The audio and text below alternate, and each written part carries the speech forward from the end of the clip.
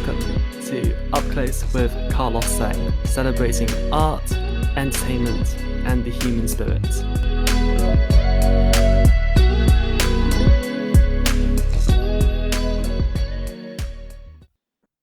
Welcome to another episode of Up Close with Carlos Sang. My next guest is one of the most ravishing actors on the London theatre scene. He has previously been seen in productions of Love and Information and The Vortex, King Lear, and is now about to appear in the Arcola Theatre's production of Sun Demon. It's a huge delight to be able to introduce the wonderful Joshua James. Thank you so much for joining us. My pleasure. Thanks for having me. So I wanted to firstly start talking about the Arcola Theatre. I think it's such a cool space which presents so much diverse work. How familiar were you with the Arcola, prior to starting work on Sun Demon too? To be honest, I hadn't seen anything here for a while. I remember I used to come to it when it was in its previous home, but I haven't seen anything here since it moved to where I am now. But it's a fantastic theatre and it's a really cool space and it's in a really great part of town. There's all sorts going on here. And yeah, the space itself is really cool. It's, on three sides. It's a bit odd, like you've got sort of the stage is facing the smallest amount of people. You've got a lot of people on your right, a lot of people on your left, and not very many directly in front of you. So I think it's going to be really interesting once we get into tech. And once we get into previews and doing shows, figuring out sort of the best way of playing it. But it's really lovely, and the atmosphere is lovely. Everyone here, the whole Arcola team, are brilliant and really friendly. So it's great. Yeah, it's really lovely to be here. Yeah, I mean, you've performed on some of our most prestigious stages, from the Royal Court to the Donmar Warehouse to the National to Shakespeare's Globe. Would you say, audiences are particularly different, in each theatre that you've performed in too?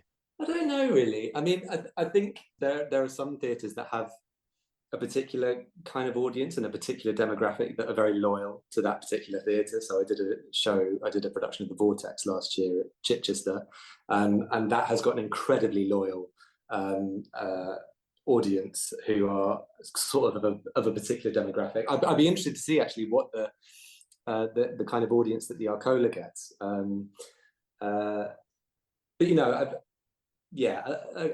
London audiences can be, unless you're going somewhere like the Yard, that always has quite an interesting young audience. The Bush, always love going to see stuff there because that feels really diverse and dynamic.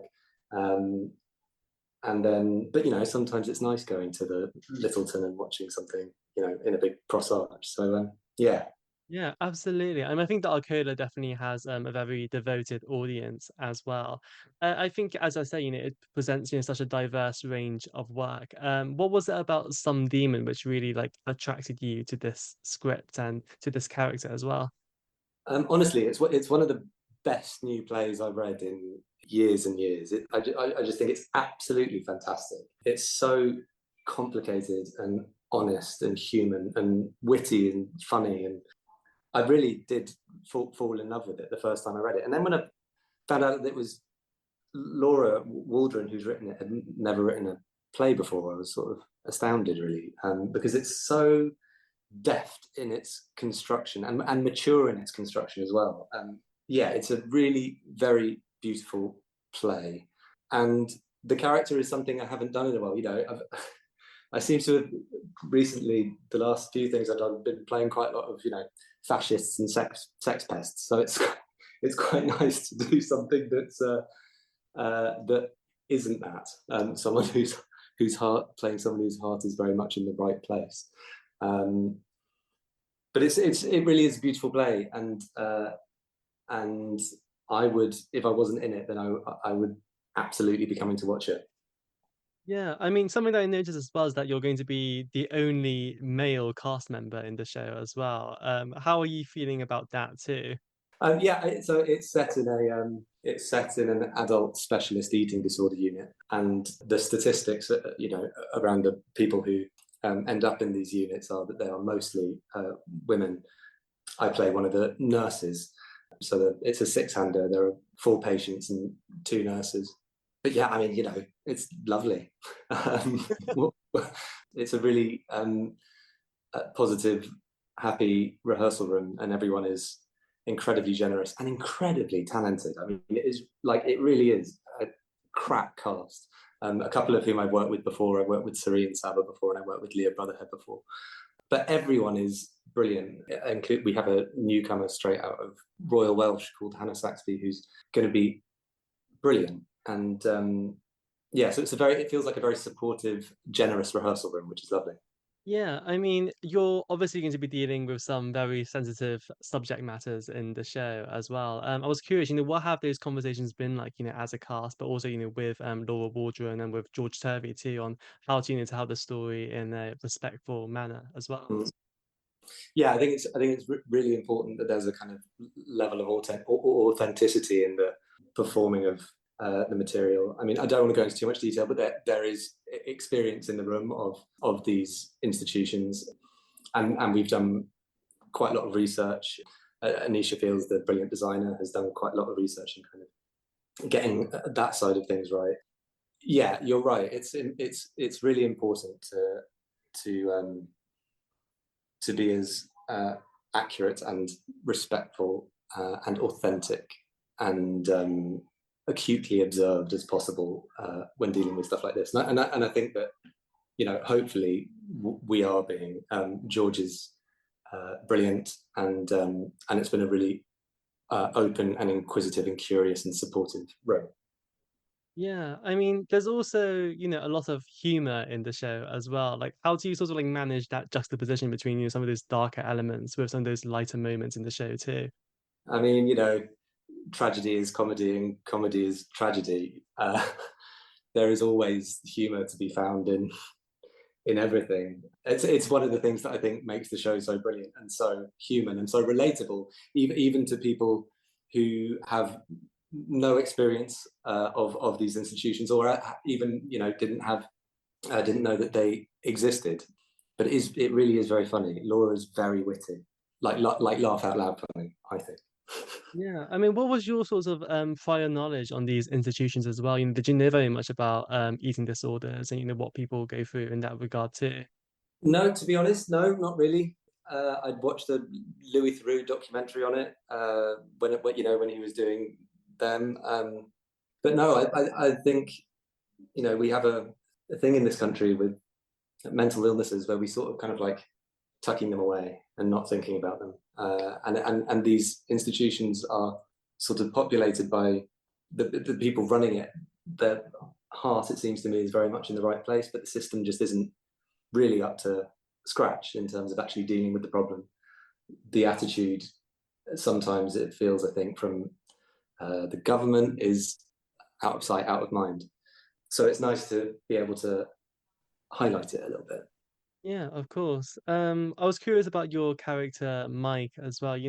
Was there much in this character that you were able to identify within yourself as well? And was he someone that you could easily connect to? Yeah, I mean, I think we can all identify to a certain extent with trying to do the right thing and sometimes being successful and sometimes very much not being successful. And yeah, I mean, I myself have never actually, no, I shouldn't say that, should I? There is a spoiler that I almost just spoiled. Okay. So I think I'll stop that. No, it's okay. I mean, yeah, I mean, you're working with, a range of actors, of various experiences, as well. And as you say, some of whom you've worked with previously. How has it been, developing those relationships with the cast and how to realize each other's intentions too, through telling the story? Yeah, I mean, it's been really lovely. As I was saying, it's a really supportive rehearsal room, and I suppose you're right. No, I've worked twice with Serene Saba. I worked once with Lia Brotherhead, but it was for quite a long time. So you kind of have a shorthand with someone when you work with them for a second or third time, and then it's like anything, you kind of figure out how to work with the people you've not worked with before. How you kind of tune into their rhythm and they tune into yours, and then but this has been easy. It's not always easy, but this has been really easy. Everyone is really fantastic. Yeah, I mean, the first time I came to see you in anything was in the Glass Menagerie at the Manchester Royal Exchange. And that production's obviously gone on to have, a further life outside of Manchester too. Have you had the chance to, to watch the transfer as well? And, was there a part of it for you that was perhaps, tempted to stay on with the show too? I haven't gone to see it actually. Not because I'm kind of allergic to the idea of it, but I just haven't had a chance. But I also do. It is a bit weird, that I feel so much that there is a part of me in that production that I think I'd just find it really weird going to watch it. I really enjoyed doing that show, and I really enjoyed working with Laura Banerjee, the director. And I'm really glad that it got a further life because it absolutely deserved it. And it's great that the Royal Exchange is making work as dynamic and bold as that, and that it's being acknowledged. But yeah, I feel weird watching it. But I did, it was tough. Like, you do a production and you play a part and you invest so much of yourself into it. It's kind of your baby, and so it's difficult. It was difficult having to say goodbye to it. Yeah, but I'm glad that the production had a second life. Of course. I mean, was that show and that role, one that you'd had your eye on for some time? Yeah, absolutely. I've always loved Glass Menagerie. I remember watching it. I can't remember who directed it. Was it with Cherry Jones and Kate O'Flynn? And it just blew my mind apart. I mean, I love Tennessee Williams, just so soulful and wondrous. And Tom is one of those parts, that one of those classic kind of tortured poets. And I've been really lucky in my career that I've played a few of them, Constantine and the Seagull and Nicky and the Vortex and Tom and Glass Menagerie, Arcadian Fathers and Sons, and I'm drawn to those parts. And so yeah, it was a kind of realization of a bit of a dream, really. And when I was casting it, I was so it was supposed to happen before COVID, and then COVID ruined it, and then it came back a few years later, and I was a bit worried that maybe I'd be too old or something. And I remember telling Poetry, I was like, thanks for sticking with me, because it was probably my last chance to play that part. Yeah, but it's a beautiful part, and it's a beautiful play. Yeah, yeah, yeah. How challenging was it as well, disposing of your preconceptions of the play and, working with Oatry on, developing, a new production for a new audience as well in Manchester? Well, I'm not sure, to be totally honest, if I really had any preconceptions of the play. I mean, I suppose that originally it would have been set in a house on a naturalistic set and in a cross arch and all of that. And this very much wasn't, as you know, it was in the round. There was a big spinning neon paradise sign, very little set to kind of hide behind. That was difficult. Actors love set to hide behind, but we weren't allowed any of that. But it's so soulful, that play, and it's all about the relationships between the characters. And again, we were incredibly lucky. Geraldine Somerville and Rhiannon Clements and Eloka Evo, who were just wonderful. And so that felt easy, even though acting in such an empty space was difficult. We all had each other to connect with, which made it possible. Yeah, what do you think it is about Tennessee Williams's writing which has made it, really stand the test of time as well? There's a kind of melancholy, a heartbreak, a humanity to it that I think is just totally universal. If you think of any of those great Tennessee Williams plays, Streetcar Named Desire, Glass Menagerie, they do to me feel totally universal. Yeah, absolutely. I also came along to Chichester last year to see you in the Vortex, and I know that your mother, Lia Williams, is also a huge admirer of Tennessee Williams too. Did you have any conversations about, how to approach Tennessee Williams and, share ideas on, what his characters are too?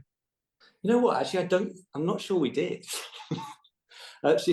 She lent me all the books. Yeah, she's done Tennessee Williams a few times, and she's incredible at it. And maybe that's part of the reason why I feel like I have a connection to it as well. And my partner is also an actor, and she's done lots of Tennessee Williams. So yeah, she lent me all the books. We actually don't have that many kind of actory conversations about things, to be honest. Oh, really? Okay. I mean, one of the things that I found, so satisfying, theatrically, when watching the Vortex was just seeing, how evenly matched you were, watching you two, develop that mother-son bond. How challenging was it, to develop that dynamic between these two characters? And, did it resemble real life at all, or was it more removed than that? It was, I tell you what, it was really challenging, but actually it was kind of amazing as well. When we were talking about doing it and in the build up to it, we had a few conversations where I don't think we were ever worried that it might affect our relationship in real life. But, I know that other people were a bit worried that either we were going to start hating each other, or like the play just wouldn't work. Like for whatever reason, we wouldn't be able to kind of go there with it. I don't know if you know I mean, you saw the production, but the Vortex, the final scene of the Vortex is this kind of huge crescendo argument between mother and son, which results in the breakdown of their entire relationship and their whole world explodes. So the stakes are pretty high, And my mum's an actor who really commits, and I think I do as well. But actually, it was just totally joyous. We seem to be vibrating on a very similar frequency, and I think, I can't really speak for her, but I think we both really enjoyed and really relished that opportunity. It was pretty incredible, actually. Yeah. Would you want to work together again in the future? Yeah, maybe. I mean, wouldn't ever say never. I might give it a few years first. That's the other thing, is that it's probably the first time since I moved out when I was 18 or whatever, since I moved away from home, that we'd spent that much time together. We were rehearsing together every day. We'd go through lines in the evenings, and then obviously we were in Chichester, so we were seeing each other every day there. So I mean, that was a whole other thing, just being in each other's company that much. And actually, the great thing about it is that we are really good friends as well. So we really enjoy each other's company. So it was a great experience. Oh, that's amazing to hear. I mean, did you see, each other as family, or did you see each other as colleagues when you were working together? Yeah, it probably is. Well, I mean, it's a blurry line, isn't it? I Yeah. suppose.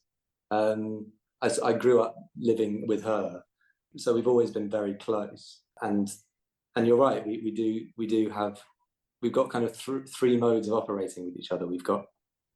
She's my mum, obviously. We're also really good friends, and we're colleagues. And it seems like, although the line between each of them is blurry, it seems like we can flip from one to the other quite easily. So we found it quite easy. I don't know if Dan Raggett, the director, would say the same thing, but we found it quite easy to kind of communicate in a rehearsal room. It didn't feel effortful. Yeah. Of course. And yeah, Chichester's such a lovely place. And it's great to see that you're doing so much work in the regions, with Manchester earlier as well. I know that you're heading to Bristol as well with Some Demon. How are you feeling about, getting to go to Bristol, and what is it like, performing in the regions compared to in London too?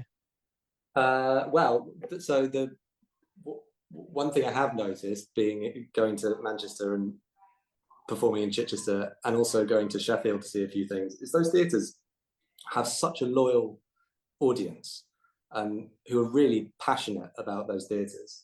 I think sometimes we can take it a little bit for granted in London, but the audiences in Chichester were, well, I mean, they came, and the Royal Exchange has a really loyal audience as well. I'm really looking forward to going to Bristol.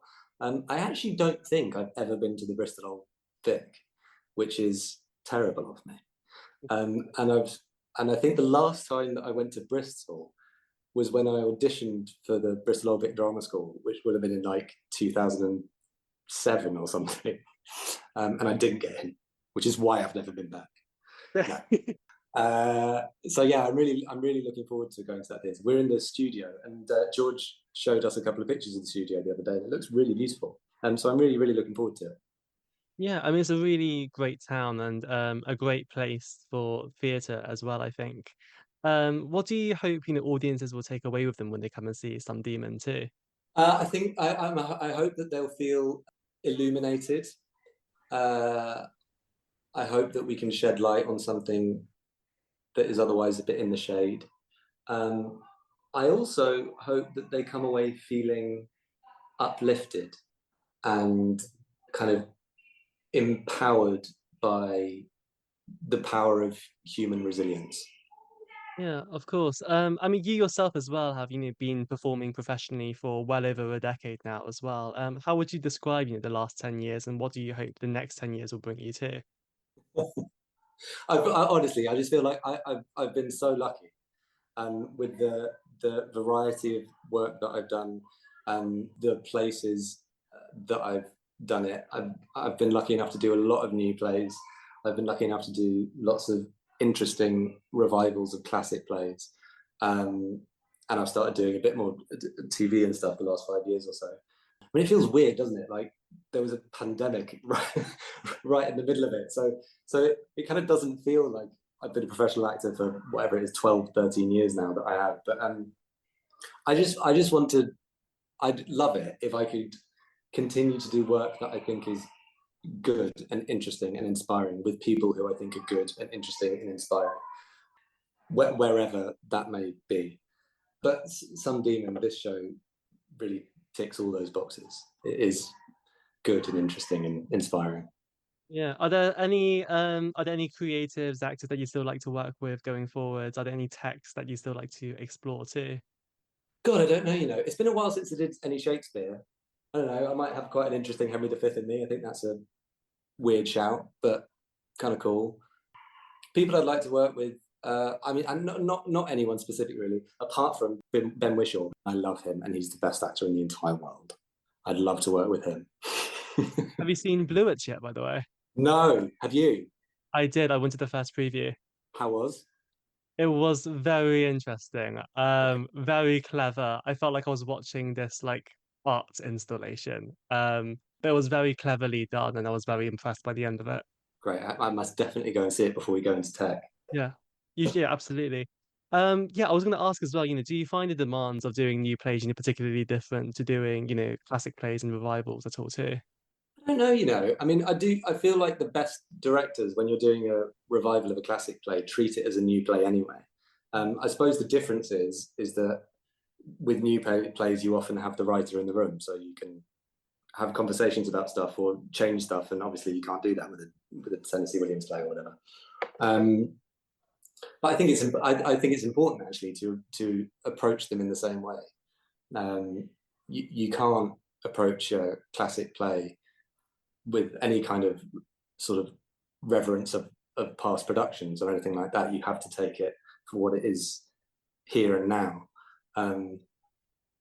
I do love doing new plays, and I love having the writer in the room. And yeah, it's another reason why this has been such a great experience. Yeah, I mean, in those cases where you have been working on Shakespeare or on Tennessee Williams or Noel Coward, have there been instances where you wished you had the writer in the room, and what would you have wanted to ask them to? Yeah, I'm sure there are. Actually, with when we were doing the Vortex, Dan Raggett, the director, had access through Alan Brody, who runs the Noel Coward estate, to all of Noel Coward's handwritten notebooks where he wrote all of his plays and wrote. So it was brilliant. We spent a day going to the archive and looking through all of these notebooks where you can see where he scribbled out lines or added lines, or the sort of skeleton versions of the first draft of the Vortex and all this kind of stuff. So actually the Vortex felt a little bit like we had the writer in the room, and Dan then took all of the stuff from the notebooks and he kind of amalgamated it into a slightly like a new version of the Vortex, because there was stuff that had to be cut when it was originally produced because the censors didn't like it. So this feels like a sort of director's cut version of the play. Yeah, so that was really great. Yeah, it was a great production. I wish I got to see it again. But yeah, just as the last question, what do you most want people to know about you as a person too? Jesus. I don't know. I mean, I just quite like to be known as someone who's nice to work with, who does uh, worthwhile work, who does interesting plays, and with interesting people. That's sort of my ambition. Really, is just to continue feeling inspired. Yeah, absolutely. Joshua James, thank you so much for joining us today. Thank you so much for having me.